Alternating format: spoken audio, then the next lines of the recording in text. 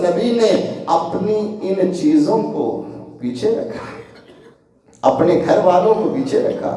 अपने बच्चों को पीछे रखा, अपनी बीवियों को पीछे रखा, सबको पीछे रख के उम्मत के बराबर खड़े करके कहा, मौला ये मेरी दुआ को संभाल के रख ले, कल ये मेरे पास जब आएंगे ना ये सारे परेशान होके कि अल्लाह कभी ये आएंगे,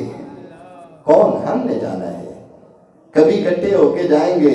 अल्लाह हिसाबो किताब ही शुरू कर दे, फिर भी सोने नबी के पास जाएंगे, मेरे और तेरे पैगंबर अर्श वाले रब के सामने सर सजदे में रख करके फरमाया मैं वहां अल्लाह की तारीफ के वो जुमले बोलूंगा जो आज मुझे भी पता नहीं है, अल्लाह खास तौर पे मुझे उस मौके पे सिखाएगा, और मैं उन अल्फाज के साथ अल्लाह की कितना अरसा मैं हमदो सुना करता रहूंगा, फरमाया मुझे भी नहीं पता कितनी देर मैं सजदे में पड़ा रहूंगा, मुझे नहीं पता। फरमाया फिर एक आवाज आएगी, आवाज क्या होगी? आवाज होगी इरफा रासक या मोहम्मद सल्लल्लाहु अलैहि वसल्लम। कहा सोने महबूब यार सर तो उठाओ, सोने महबूब यार सर तो उठाओ,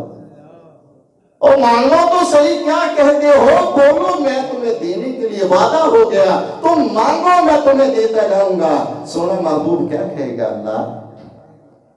ये तेरे बंदे परेशान फिरते हैं, हिसाबो किताब लेके मामला क्लियर कर दे ताकि इनका मामला खत्म हो, हिसाबो किताब शुरू हो गया। अब क्या है, अहले जन्नत जन्नत के दरवाजे पे खड़े हैं, फिर आ गए,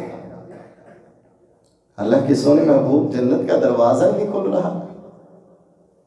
फिर शफाअत कर दी, अल्लाह जन्नत का दरवाजा खोल दे, तेरे बंदे जन्नत पे जाना चाहते हैं, ये जन्नत में चले गए।